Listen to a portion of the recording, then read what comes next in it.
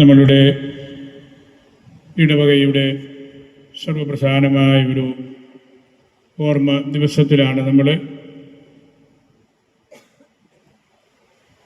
തിരുനാളിൻ്റെയും ജൂബിലിയുടെയും എല്ലാം ഓർമ്മയിൽ പറക്കുളം പുത്തൻപള്ളി ആത്മീയതയുടെ നിറവിലാണ്. വലിയ ഒരു ഇടവക സമൂഹമാണിത്. 500ഓളം കുടുംബങ്ങളുണ്ട്. നല്ല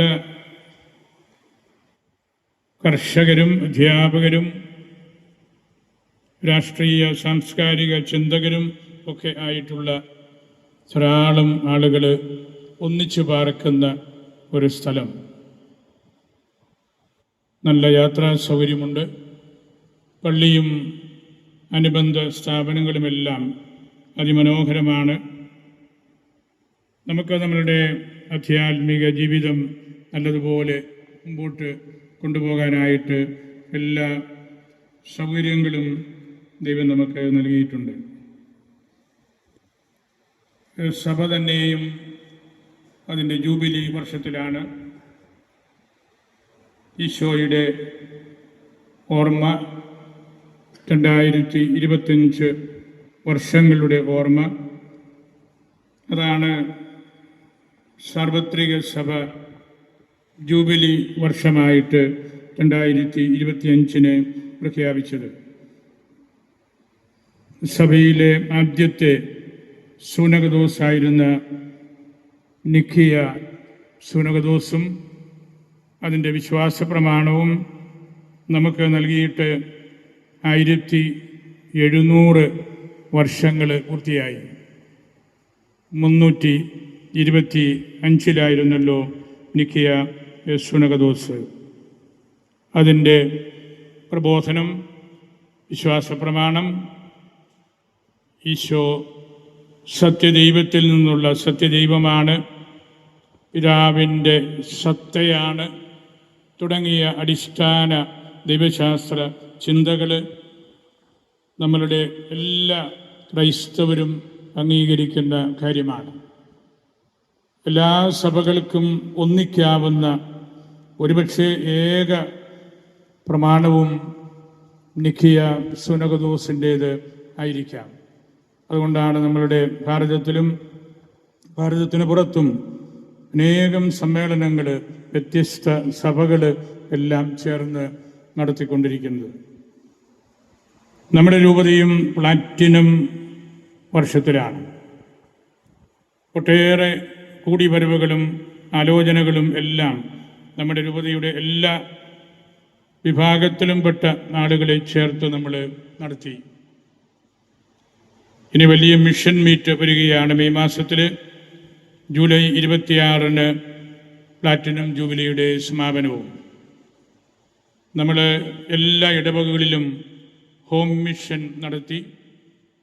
നമ്മുടെ പ്രിയപ്പെട്ട സിസ്റ്റേഴ്സ് ഈ രൂപതയിലെ എല്ലാ വീടുകളും കയറി ഇറങ്ങി എല്ലാവരെയും കേട്ടു. പരിശുദ്ധ പിതാവ് നമ്മെ പഠിപ്പിക്കുന്ന കാര്യം അതാണല്ലോ. Hearing, listening and accompanying. നമ്മൾ കേൾക്കണം, ശ്രദ്ധിച്ച് കേൾക്കണം, കൂടെ നടക്കണം. അങ്ങനെയുള്ള വലിയൊരു അജപാലന പ്രോജക്റ്റ് പരിശുദ്ധ പിതാവ് നമുക്ക് നൽകിയതിൻ്റെ വെളിച്ചത്തിൽ കൂടിയാണ് നമ്മൾ നമ്മുടെ രൂപതയിൽപ്പെട്ട എല്ലാ വിഭാഗക്കാരെയും കാണുകയും കേൾക്കുകയും ഒക്കെ ചെയ്യാനായിട്ട് പരിശ്രമിക്കുന്നത്. ഇതര മതസ്ഥരും തിങ്ങിപ്പാർക്കുന്ന ഒരു സ്ഥലമാണ് നമ്മളുടെ രൂപത. പറക്കുളവും തീർച്ചയായിട്ടും അതുപോലെ തന്നെയാണ്. നമ്മളുടെ സഭയിൽ നിന്നുള്ള കർദിനാൾ കൂവക്കാടിന് പരിശുദ്ധ പിതാവ് ഇന്റർ റിലീജിയസ് ഡിക്കാസ്റ്ററിയുടെ കോൺഗ്രിഗേഷൻ്റെ എല്ലാ മതവിഭാഗങ്ങളുമായിട്ടുള്ള സംഭാഷണത്തിൻ്റെ ഡിക്കാസ്ട്രിയുടെ പ്രീഫെക്റ്റായിട്ടാണ് നിയമനം നൽകിയിരിക്കുന്നത്.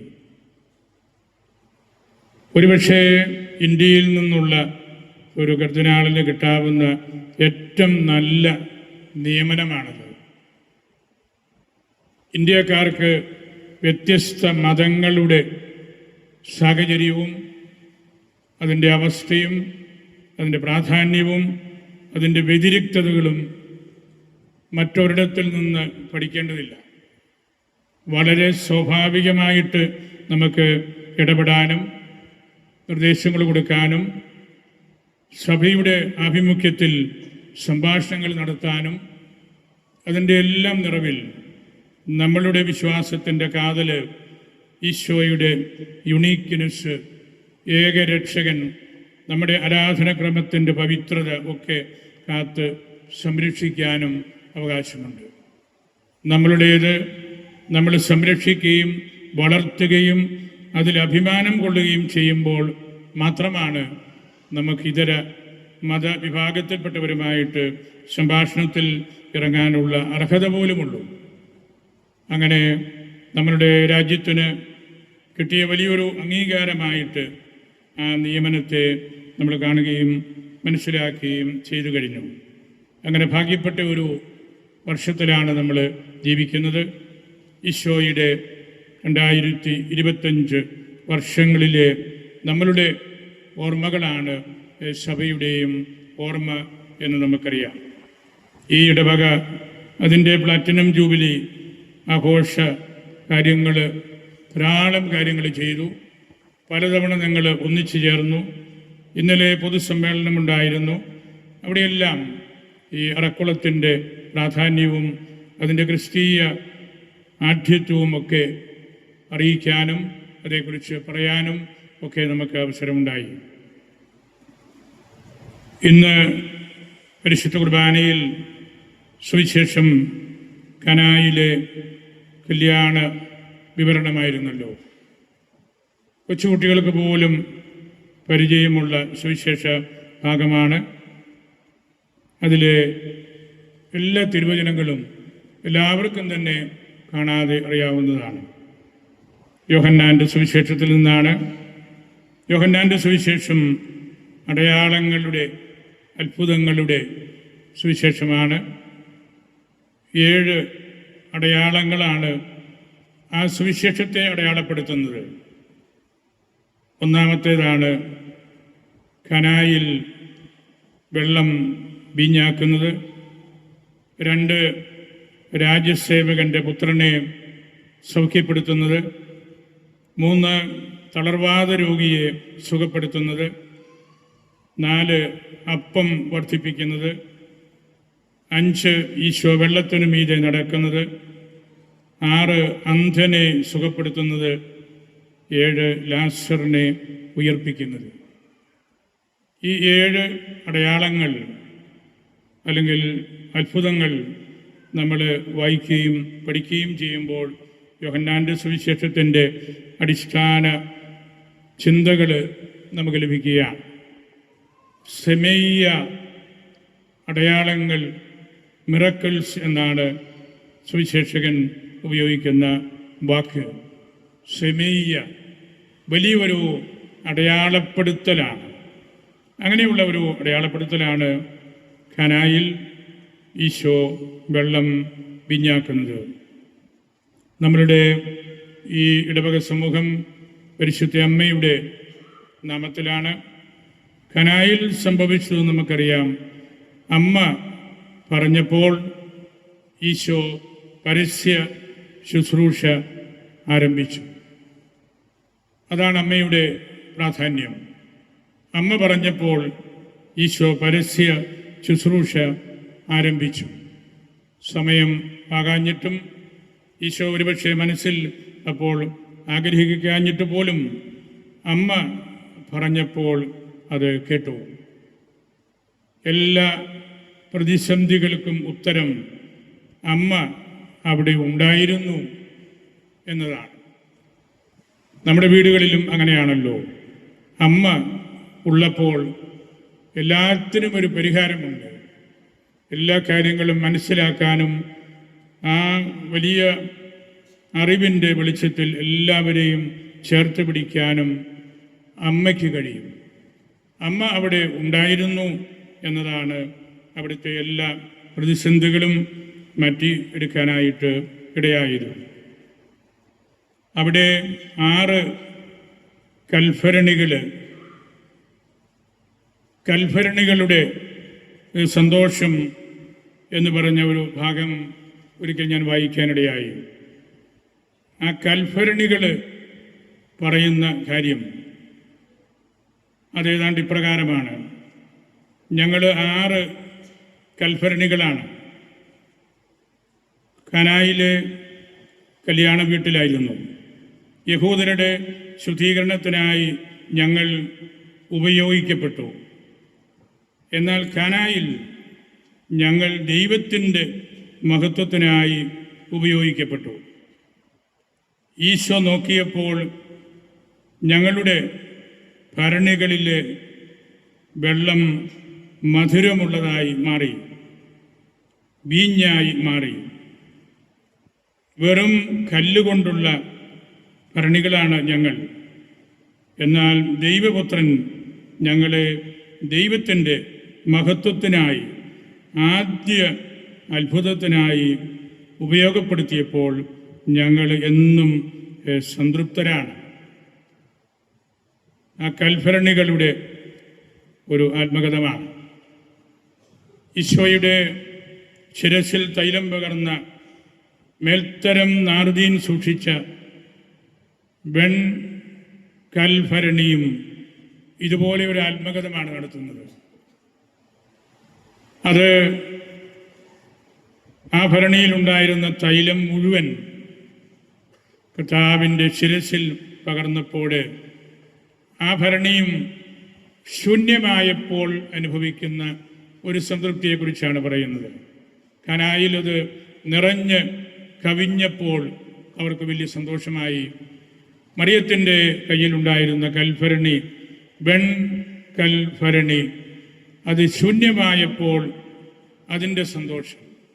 കർത്താവിൻ്റെ ശിരസിൽ ഒഴിക്കാനുള്ള മൂറോൻ, വിശുദ്ധ തൈലം സൂക്ഷിക്കാൻ ഞങ്ങൾക്ക് അവകാശമുണ്ടായിരുന്നല്ലോ. ഈശോയുടെ മരണത്തിൻ്റെ ഓർമ്മയായിട്ട് അത് ഉപയോഗിക്കപ്പെട്ടല്ലോ. ഈശോയെക്കുറിച്ച് പറയുന്നിടത്തെല്ലാം ആ സ്ത്രീയെക്കുറിച്ചും ആ തൈലത്തെക്കുറിച്ചും ആ തൈലം സൂക്ഷിച്ച എന്നെക്കുറിച്ചും പറയുമല്ലോ. ഭരണി സംസാരിക്കുക, അത് വലിയൊരു ആത്മസംതൃപ്തിയുടെ നിറവാണല്ലോ ഈ 2 ഭരണികളുടേതും.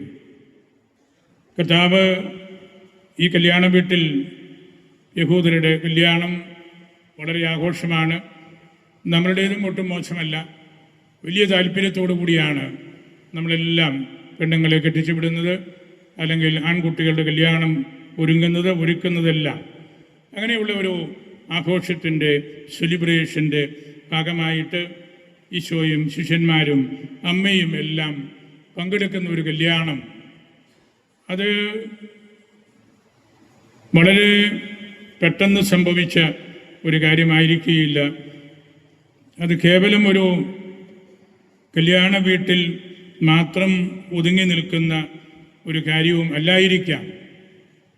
യോഹന്നാൻ വലിയ ആഴത്തിൽ ചിന്തിക്കുന്ന ആളാണ്. സഭയുടെ ആ ഒരു ആത്മീയത, സഭയും ഈശോയും തമ്മിലുള്ള ആ ബന്ധം എടുത്ത് കാണിക്കാനായിട്ടുള്ള വലിയൊരു ദൈവശാസ്ത്ര സംഭവമാണ്. മറിയം കാനായിൽ പറയുന്നത് അവിടുത്തെ വീഞ്ഞ് ആവശ്യത്തിന് വാങ്ങിച്ചില്ല, നേരത്തെ വന്നവർ കൂടുതൽ കഴിച്ചു, അല്ലെങ്കിൽ കുടുംബ പ്രശ്നങ്ങളുണ്ട്, ഒന്നുമല്ല. അമ്മ പറഞ്ഞത് അവർക്ക് വീഞ്ഞില്ല. അതാണ് അതിനകത്ത് ഏറ്റവും കാതലായ തിരുവചനം. അവർക്ക് വീഞ്ഞില്ല. അവർക്കുള്ളത് വെള്ളമാണ്, മറ്റു കാര്യങ്ങളാണ്. വീഞ്ഞ് ആത്യന്തികമായിട്ട് ഈശോയാണ്, സുവിശേഷമാണ്, ആത്മീയ ലഹരിയാണ്, സ്പിരിച്വൽ ഇൻടോക്സിക്കേഷനാണ്. അതൊന്നും ഇല്ലാത്ത ഒരു സമൂഹം ഇവിടെ വിവാഹത്തിനായിട്ട് ഒന്നിച്ച് ചേർന്നിരിക്കുകയാണ്. അവർക്ക് വീഞ്ഞില്ല, അവർക്ക് സന്തോഷമില്ല, അവർക്ക് ആത്മീയ ഉണർവില്ല, ബാഹ്യമായിട്ടുള്ള കാര്യങ്ങൾ മാത്രമേ ഉള്ളൂ.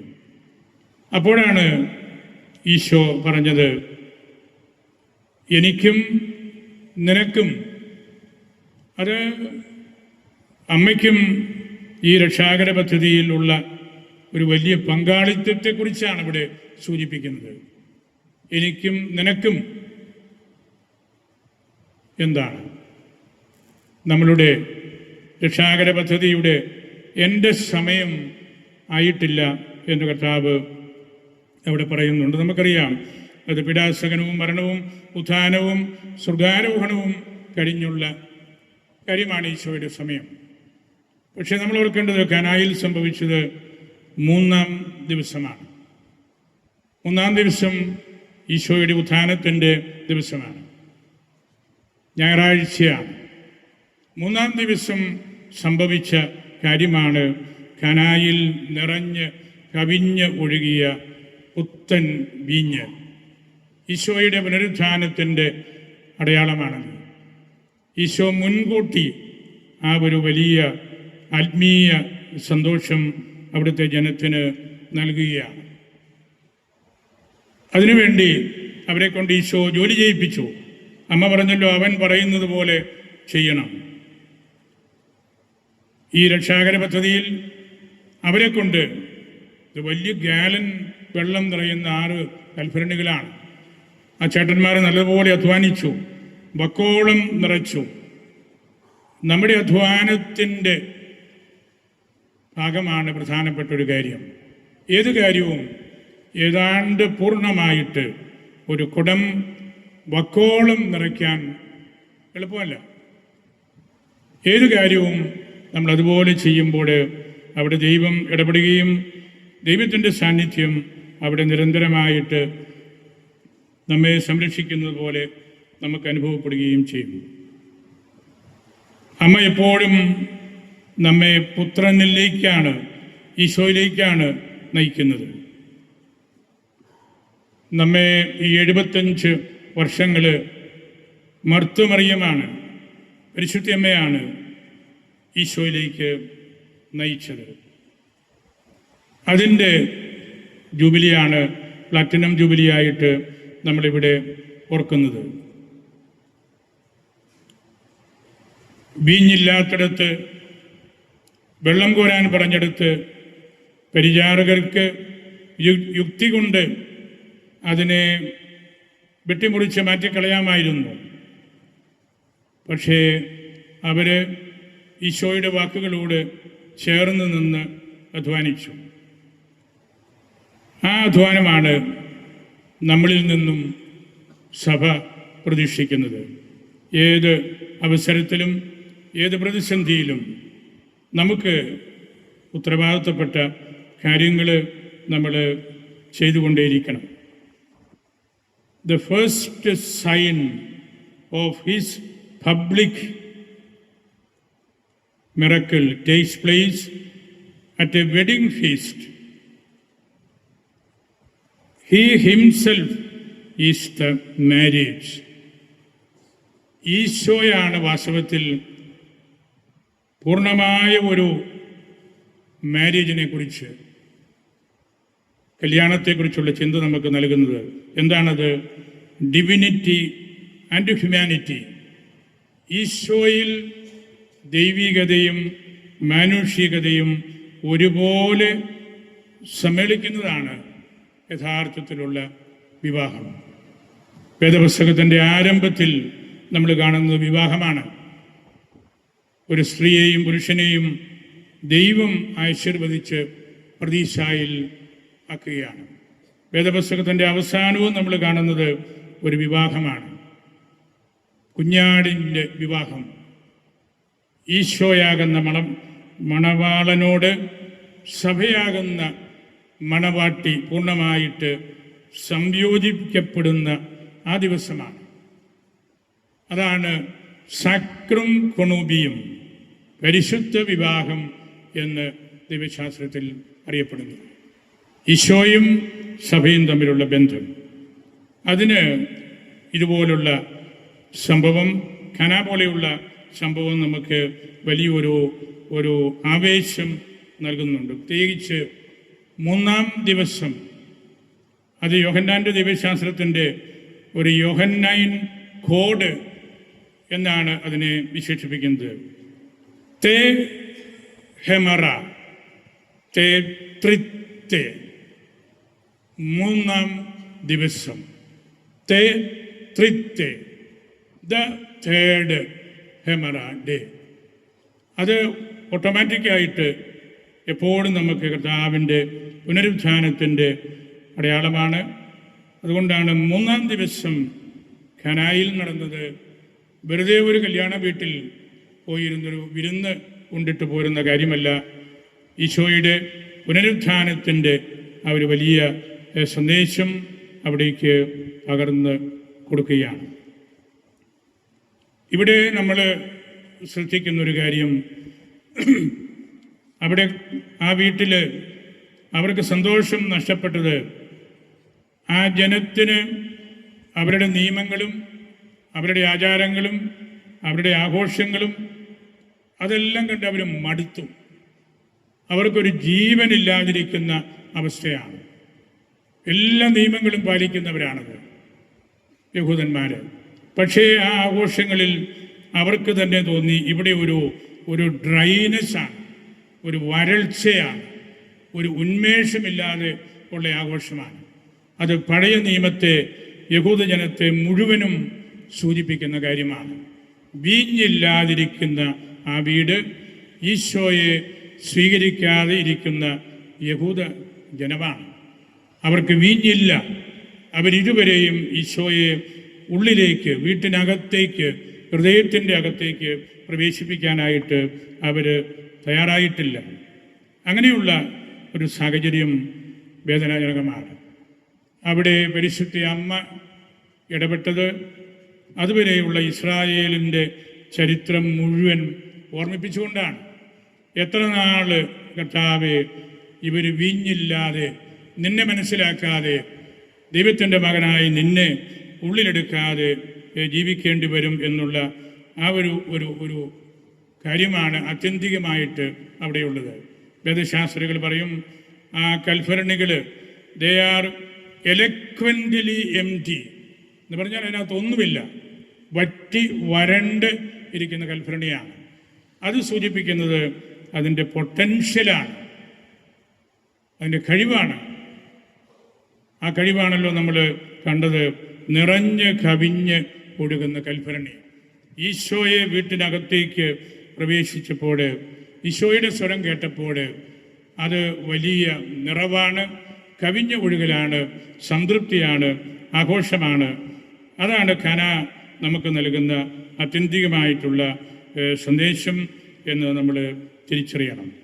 വീഞ്ഞില്ലാതെ, ഈശോയെ ഉള്ളിൽ സ്വീകരിക്കാതെ എന്തുമാത്രം പ്രതിസന്ധികൾ കൊണ്ടു നടക്കുന്നവരാണ് നമ്മളിലും അധികം പേരും. അവിടെയാണ് നമുക്ക് ഉണർവുണ്ടാകേണ്ടത്. ഈശോയെ ഹൃദയത്തിൻ്റെ അകത്തേക്ക് നമ്മൾ എടുക്കേണ്ടത്. അപ്രയം പുണ്യവാളൻ പറയും, വറ്റി വരണ്ടിരുന്ന കൽഭരണികൾ ഈശോയുടെ വാക്ക് കേട്ട് ഗർഭം ധരിച്ച് ഇഷ്ടംപോലെ മക്കളെ പ്രസവിച്ചതുപോലെയാണ് നിറഞ്ഞ് കവിഞ്ഞ് ഒഴുകിയ കൽഭരണികളെന്ന്. അതാണല്ലോ സത്യം. ദൈവവചനം നമ്മൾ കേൾക്കുകയും ആ വചനം നമ്മുടെ ഹൃദയത്തിൽ നമ്മൾ എടുക്കുകയും ചെയ്യുമ്പോൾ അത് വലിയ നിറവാണ്.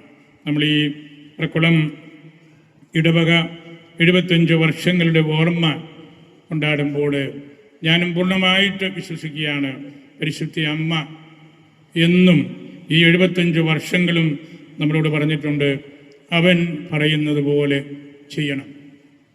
അതാണ് നമ്മൾ പരിശുദ്ധ കുർബാനയിൽ പങ്കെടുക്കുമ്പോൾ, പരിശുദ്ധ കുമ്പസാരം സ്വീകരിക്കുമ്പോൾ, ഇതര കുദാശകളിൽ പങ്കെടുക്കുമ്പോൾ അവൻ പറയുന്നത് പോലെ നമ്മൾ ചെയ്യുകയാണ്. 75 വർഷങ്ങൾ ഇവിടെ അർപ്പിച്ച പരിശുദ്ധ കുർബാനകളും തിരുവചന വ്യാഖ്യാനങ്ങളുമാണ് ഈ ജൂബിലിയുടെ അടിത്തറ. ആ കാര്യങ്ങളാണ് നമ്മെ ഒറ്റ സമൂഹമായിട്ട് കൂട്ടി യോജിപ്പിച്ചത്. കുർബാനയാണ് ദ ഗ്യാദറർ, എല്ലാറ്റിനെയും ഗ്യാദർ ചെയ്യുന്നത്, ചേർത്ത് നിർത്തുന്നത് പരിശുദ്ധ കുർബാനയാണ്. കുർബാനയിൽ നമ്മൾ ഒന്നിക്കുമ്പോൾ നമുക്കെല്ലാമായി.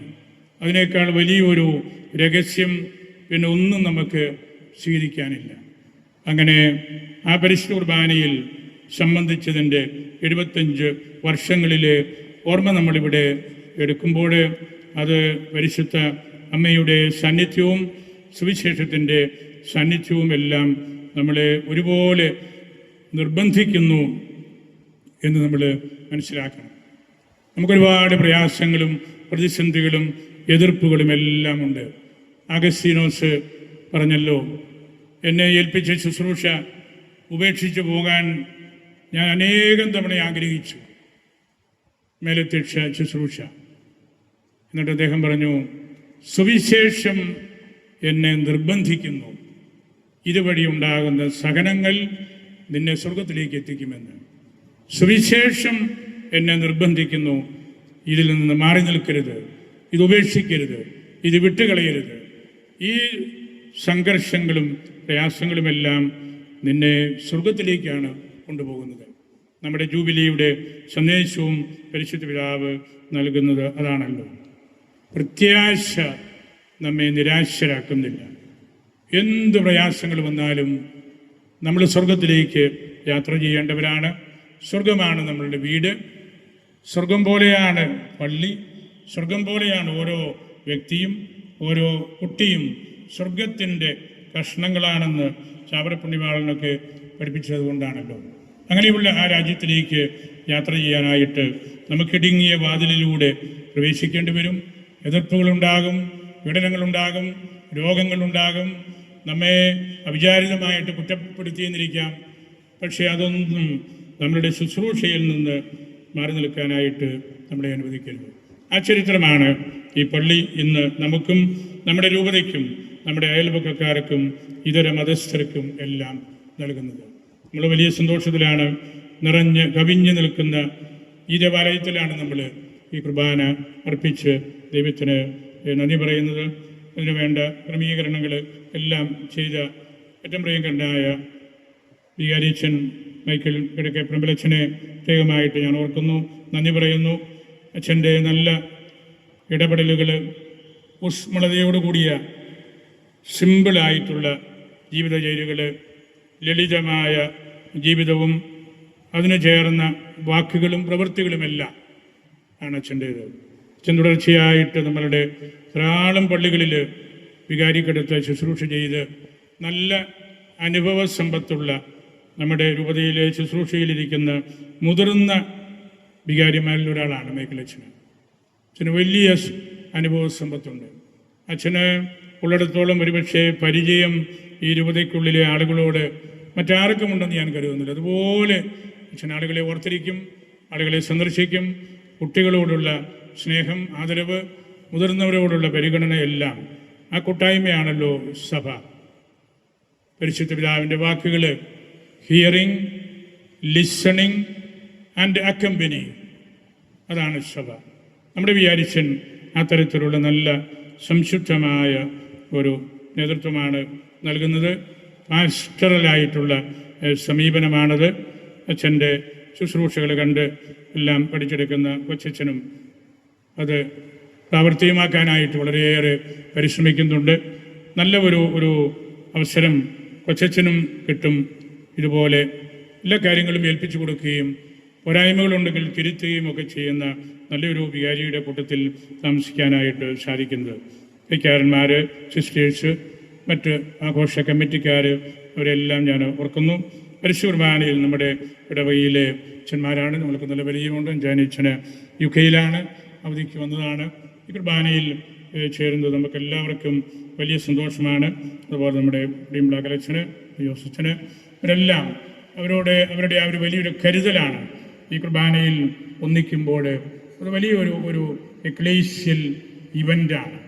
അവർക്ക് വേണമെങ്കിൽ രാവിലെ കുർബാനയൊക്കെ ചൊല്ലി യാത്രയ്ക്കൊക്കെ പോകാൻ വലിയ മാറി നിൽക്കാമായിരുന്നു. പക്ഷേ ഈ യുക്കരിസ്റ്റിക് ഇവൻറ്റിൽ, ഈ എക്ലേഷ്യൽ ഇവൻറ്റിൽ അവർ പങ്കുചേരുമ്പോൾ അത് നമുക്ക് വലിയ ബലമാണ്.